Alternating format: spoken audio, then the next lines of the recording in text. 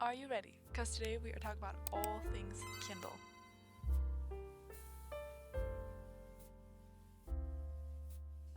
When I was getting my Kindle, I was pretty set on it because I started out reading on my phone. Getting an e-reader was pretty much a given to me, but I still watched so many videos on pros and cons and features, Kindle Unlimited books, and so on and so on. And so I want to do the same for you guys today and talk you through some of my favorite features on my Kindle, how I like it, kind of an update. I've had it for about 6 months now, so let's get started.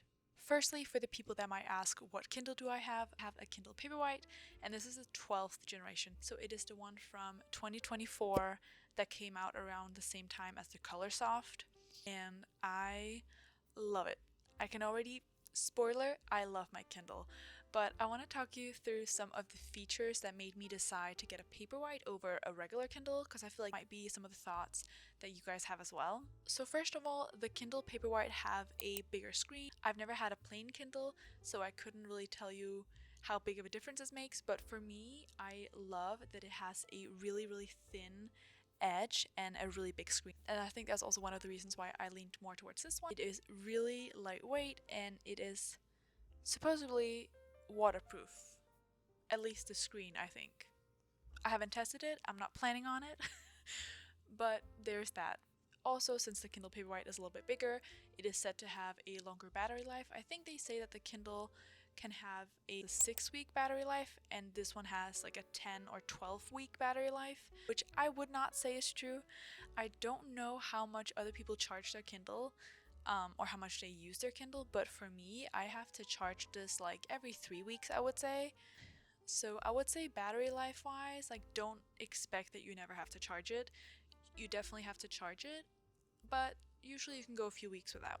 Then another thing that the Kindle Paperwhite has is the adjustable warm light. You just do by swiping down, and then you have the brightness of the screen that the regular Kindle also has, but then you also have the warmth, which for me has been a big pro because I love reading at night, and with the warm light it's just a little bit easier on the eyes.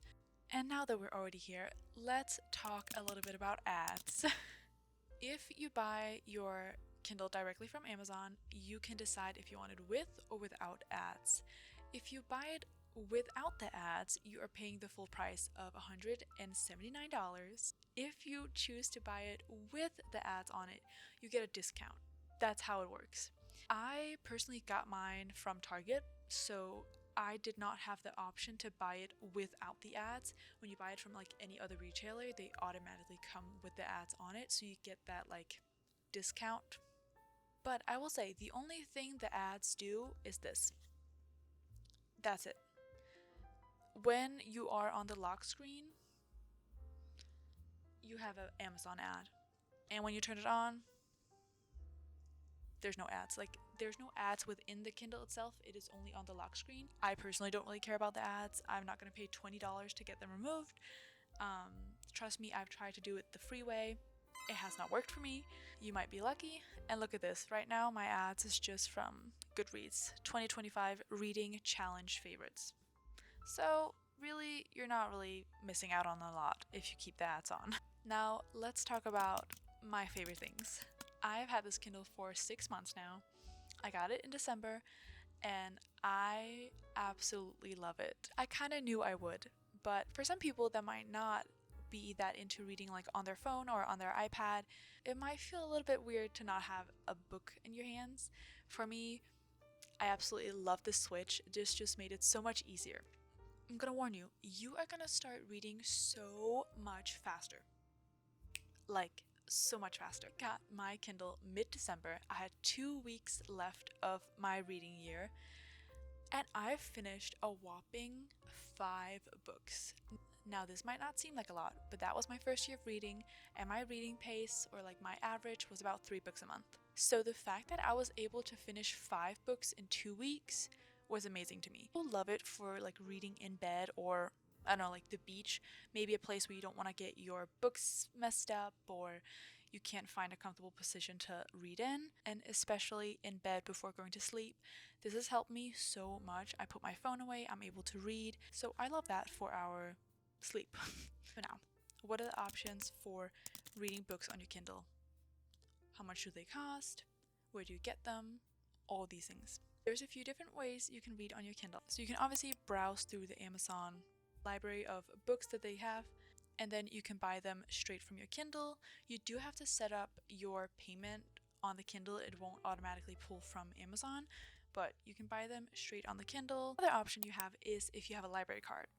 So this is pretty new to me because I just recently got a library card, but if you download the Libby app, can put a bunch of ebooks on hold. Now on the Libby app it is ebooks and audiobooks, but with the ebooks you can send them straight to your Kindle. I am currently reading Butcher and Blackbird, as you can see, and it will tell you read with Kindle, or if you have another e-reader that will also work. When you click read with Kindle, it'll send you straight to Amazon where you can then download the file onto Kindle, and then you can read it on here. They're a great way to support your local libraries and also read free books on your Kindle. The third thing I just want to throw in here is if you have a NetGalley account, also connect to your Kindle. They'll look a little bit different usually than like a book. I have a arc right here from NetGalley. It looks like this. It's like a document. That's the same thing. Go on NetGalley, send it to your Kindle, download, and then you could read it. Now the fourth way is Kindle Unlimited, which is Amazon's book subscription, where you get access to the Kindle Unlimited library for the time that you have the subscription. Usually there'll be a lot of deals when it comes to Kindle Unlimited. Sometimes it'll be a month for free or 3 months for $10 or whatever it might be. When I got my Kindle, I got 3 months for free. And for me that was perfect because it gave me the chance to read a lot of popular titles that I hadn't been able to yet. But depending on what books are up your alley, Kindle Unlimited might or might not be for you. I do have a lot of books on there and I do want to showcase some of them to you guys. Now for romance, we have the Off-Campus series by Elle Kennedy, which I read on Kindle Unlimited, loved it. And we have the Briar You series and her newest series, which is Then we have the Summer I Turned Pretty, really perfect read now for summer. Also have the Boys of Toman series on there. They have the Knock 'Em Out series by Lucy Score. I have not read this, but I've heard a lot of good things about it. If you're into sports romance, they also have the Mile High and the rest of the books in the series, and a lot of Elsie Silver books. Now moving on to fantasy books, I have The Serpent and the Wings of Night. I have not read it, but it is on my TBR. They have Spark of the Everflame, which is also on my TBR. They have Phantasma by Kaylee Smith, and they also have the newest book, which is Enchantra, I think.